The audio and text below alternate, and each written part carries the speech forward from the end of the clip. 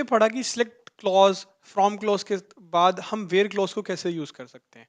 बहुत सीधा पढ़ा कि हम प्रॉफिट इज इक्वल्स टू 1000 लिख रहे हैं, हम प्रॉफिट सेल्स ग्रेटर देन 10,000 लिख रहे हैं, एक पर्टिकुलर ऑर्डर आईडी को फिल्टर कर रहे हैं, हम अपनी एक कंडीशंस को टेस्ट कर रहे हैं कि ऑर्डर आईडी मुझे सिर्फ यही चाहिए, मुझे सेगमेंट कंज्यूमर चाहिए, ठीक है। लेकिन व्हाट इफ मुझे मल्टीपल कंडीशंस को टेस्ट मुझे मतलब मुझे सिर्फ वही रोज चाहिए जो प्रॉफिट भी 0 से ज्यादा हो और सेल्स भी 1000 से ज्यादा हो। मुझे वही रोज चाहिए जो कि जिसकी order ID is equal to 1234, एक हाइपोथेटिकल एग्जांपल, और उसकी उसकी सेल्स 5000 से ऊपर हो, एंड सो ऑन। हम मल्टीपल कंडीशंस को कैसे पास करते हैं with with using the where clause. Okay, so सबसे पहला क्लॉज आता है हमारे पास एंड और एंड और इज माई लॉजिकल ऑपरेटर। जैसा कि हम सब स्क्रीन पर देख सकते हैं, it allow us to test the multiple condition for condition one as well. अब देखिए, कंडीशन वन को भी आप टेस्ट कर सकते हैं, आप कंडीशन टू को भी टेस्ट कर सकते हैं। ये ओनली रिकॉर्ड देगा जहां पे कंडीशन वन भी पास हो, कंडीशन टू भी पास हो। तो कंडीशन वन के लिए भी हमारे पास ट्रू होना चाहिए एट द बैक एंड, और कंडीशन टू के लिए भी और वन के लिए भी, and so on nth condition के लिए भी, ठीक है। तो extract the data for both true conditions. अगर आप मेरा टेबल देख रहे हैं, टेबल में मैंने सिंपल सा लिख रखा है कि मेरे पास कस्टमर आईडी है, फर्स्ट नेम है, लास्ट नेम है, एज है एंड कंट्री है। उसके बाद मैंने बोला I want only first name, last name and customers. Okay, from customers, मेरी टेबल का नेम कस्टमर्स है, मैं देख सकता हूं, लेकिन मुझे सिर्फ वो रिकॉर्ड चाहिए वो रिकॉर्ड चाहिए जिनकी कंट्री यूएसए है। एंड मतलब एंड मतलब country is equal to USA होना ही होना चाहिए, it is a must condition. And the second must condition is last name is equal to Doe, and is must. Country is equal to, मेरा जो database है जब मैं क्वेरी कर रहा हूं, ये बोल रहा है कि मुझे country is equal to USA चाहिए ही चाहिए, और मुझे लास्ट नेम डॉ होना चाहिए। ऐसा नहीं हो सकता कि मेरा सिर्फ country is equal to USA दे दो, लास्ट नेम डॉ दे तो दे, नहीं दे तो इट्स ओके। नहीं, इट्स अ मस्ट कंडीशन। अगर इन दोनों के नाम का एक क्राइटेरिया पास होता होगा at the back end, true hit होएगा, country is equal to USA and last name is equal to Doe, तभी मेरे पास रिकॉर्ड्स एक्सट्रैक्ट होके आएगा। एल्स अगर इन दोनों में से एक भी फेल हो जाता है, अगर एक भी, जैसे अगर मैं बोलूं लास्ट नेम डो है, लेकिन डो के आगे कंट्री जो है वो यूके है, there will be no records. मतलब in short, condition one needs to be satisfied and condition second also needs to be satisfied, and so on। हम we can put multiple conditions। Last name Doe के बाद हम ये भी लिख सकते हैं जिसकी एज 30 से ज्यादा है, राइट। हम एंड करके हम कितने भी मल्टीपल कंडीशंस को दे सकते हैं। अब हम अपनी नेक्स्ट स्लाइड की तरफ बढ़ते हैं एंड देखते हैं कि और क्या होता है। ओके, और मतलब अगर मैं एक लॉजिकल डिफरेंस बताऊं ना, तो दोनों की एक लॉजिकल ऑपरेटर है, दोनों मल्टीपल हमें अलाउ करते हैं, सीक्वल क्वेरी को अलाउ करते हैं कि वो मल्टीपल कंडीशंस को टेस्ट कर सकें, राइट। बट यहां पे एंड और में एक बहुत बड़ा डिफरेंस ये है कि एंड क्या बोलता है, मेरा कंडीशन वन भी पास होना चाहिए और कंडीशन टू भी पास होना चाहिए, या फिर कंडीशन वन के लिए भी ट्रू हो और कंडीशन टू के लिए भी ट्रू हो। लेकिन और क्या बोलता है कि अगर भाई साहब मेरे पास कंडीशन वन ट्रू हो रही है और टू चाहे फॉल्स हो रही है, डजेंट मैटर, जैसे ही मेरा condition one country is equal to USA अगर मेरा पास होता है, डजेंट मैटर मेरे पास जो और में कंडीशन लिखी हुई है, जैसे last name is equal to Doe, वो मैं चेक नहीं करूंगा, ठीक है। मैं अगर कंडीशन वन पे हिट हुआ, मैं उस रिकॉर्ड को फेच कर दूंगा बिना देखे कि कंडीशन टू पे क्या है। कंडीशन वन या टू या एन, इन तीनों में से कोई भी एक भी मीट हो रही है एक रो में। जैसे कि अगर मैं बात करूं कि सेम एग्जाम्पल को लेते हैं, अभी हमने देखा था कि कंडीशन, अभी हमने देखा था कि कैसे कैसे country is equal to USA and last name is equal to Doe के अंदर एंड ऑपरेटर था। इस बार हम कहते हैं कि एंड ऑपरेटर नहीं, इस बार हमने और ऑपरेटर लगा दिया। अब आप देखिए eight the back and SQL query engine जाता है कस्टमर आईडी रो के पास, वन के पास, ये बोलता है कि आपका फर्स्ट नेम क्या, आपका लास्ट नेम डो है, ये बोलता है यस। डजेंट मैटर आपके आगे कंट्री यूएसए है या फिर यूके है, आप उस रिकॉर्ड को टेबल में से एक्सट्रैक्ट कर लेंगे एज अ रिजल्टेंट। रिजल्ट मेरा जॉन और डो आएगा ही आएगा। सेकंड बोलता है, सेकंड जाता है आपका फर्स्ट नेम रॉबर्ट है, इट्स ओके। हमें फर्स्ट नेम चाहिए नहीं, आपका लास्ट नेम ल्यूना है, इट्स ओके फिर वो जाता है country is equal to USA. अब आप देखिए मेरे पास where country is equal to USA मैंने लिख रखा है, जैसे ही मैं country is equal to USA जाता है और या एंड मतलब ये भी और ये भी, और मतलब इन दोनों में से कोई भी दे दो मुझे, इन दोनों में से वो रोज दे दो जो किसी भी कंडीशन को सेटिस्फाई करते हो। बट एंड मतलब मुझे ये वाली कंडीशन फर्स्ट भी चाहिए और कंडीशन टू भी चाहिए, मेरे पास मस्ट कंडीशन है। वेयर मींस ये नहीं या तो ये दे दो, या ये और को आप रिप्लेस कर सकते हो या, ओके हिंदी में हम बोलते हैं ना या ये दे दो या फिर मुझे ये दे दो।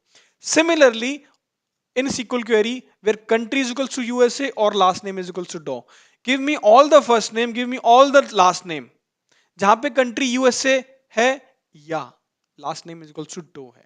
तो मैंने आप देख सकते हैं रॉबर्ट के लिए हम आराम से जैसे रॉबर्ट के लिए लास्ट नेम तो डो नहीं है बट कंट्री यूएसए है, राइट।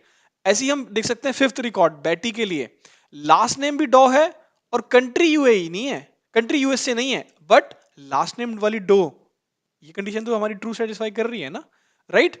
तो हम दोनों रिकॉर्ड्स को फेच करके ले आएंगे। सो जॉन भी आएगा, रॉबर्ट भी आएगा, बेटी भी आएगा, एंड दैट्स ऑल। ओके, और अगर आप नोट कंडीशन में देख रहे हैं जब मैंने लिख रखा है select everything from customers where country is equals to USA और country is equals to UK and age is equals to greater less than 26। Okay, अभी ये देखिए कि जैसे ही हम मतलब ये एक बड़ा सिनेरियो है, राइट, कि या तो कंट्री यूएसए हो या यूके हो और एज तो 26 से छोटी होनी ही होनी चाहिए, ठीक है। तो हम और एंड को एक साथ भी यूज कर सकते हैं इस लॉजिक को, ठीक है। अब हम एक्शन में देखते हैं, अब हम अपने सीक्वल सर्वर मैनेजमेंट स्टूडियो में चलेंगे और देखेंगे इनका रियल यूज केस क्या है by practising it, because practice makes man perfect and definitely women as well. Okay, तो हम लेट्स कोड सेशन में चलते हैं and let's see.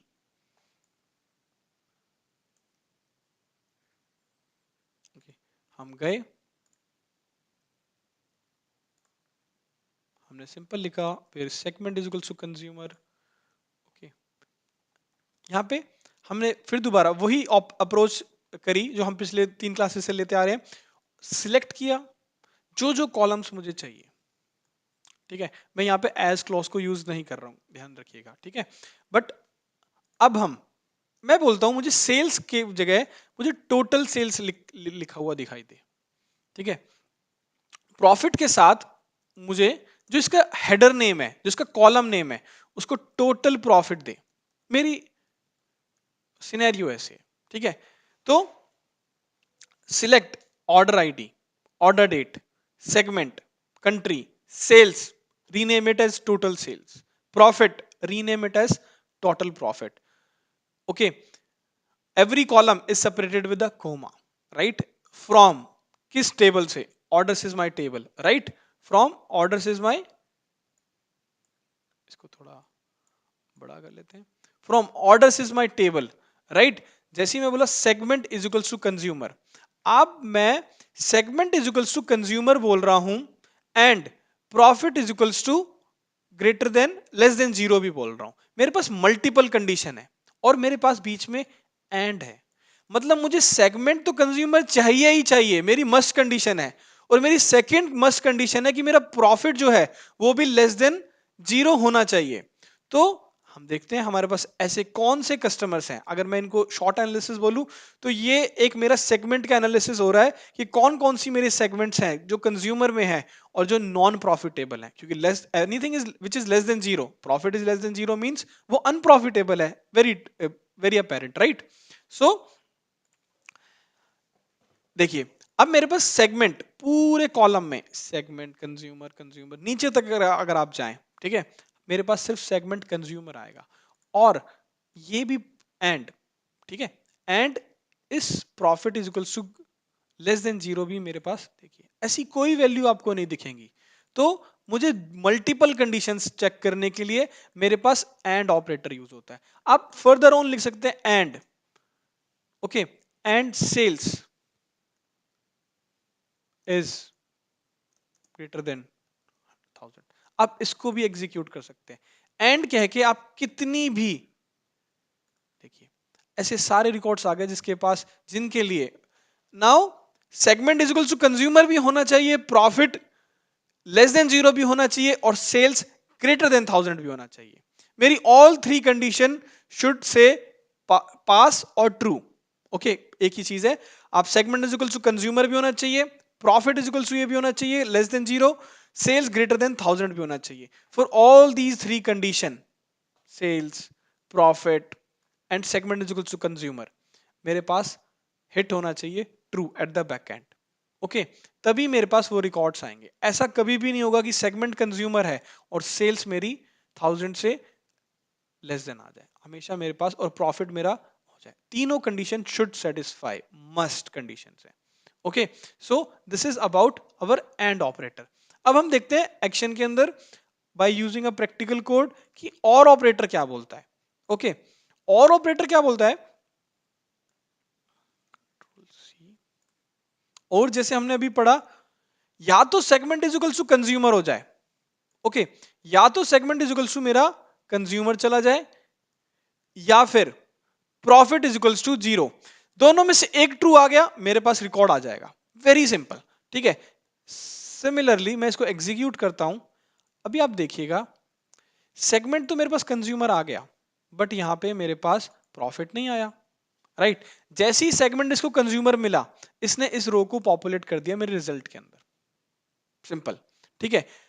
There might be a condition कि मेरे पास सेगमेंट कंज्यूमर ना हो बट प्रॉफिट इज, ये वाली कंडीशन सेटिस्फाई हो रही हो। जैसा कि आप 14th रो में देख सकते हैं, सेगमेंट तो मेरे पास कंज्यूमर नहीं है, ठीक है, सेगमेंट होम ऑफिस आ गया, लेकिन प्रॉफिट वाली कंडीशन सेटिस्फाई हो गई।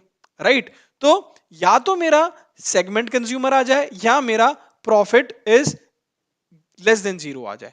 ईदर ऑफ दिस कंडीशन, या मेरा कंज्यूमर या profit is less than zero, दोनों में से एक भी पास होती है, दोनों में से एक भी सेटिस्फाई करता है सीक्वल इंजन बैकएंड पे, we are good, the resultant will be there. To be very honest and candid, और को हम बहुत कम यूज करते हैं क्योंकि it creates confusion, but and is very oftenly used, very frequently used operator in real time scenarios. So and or operator.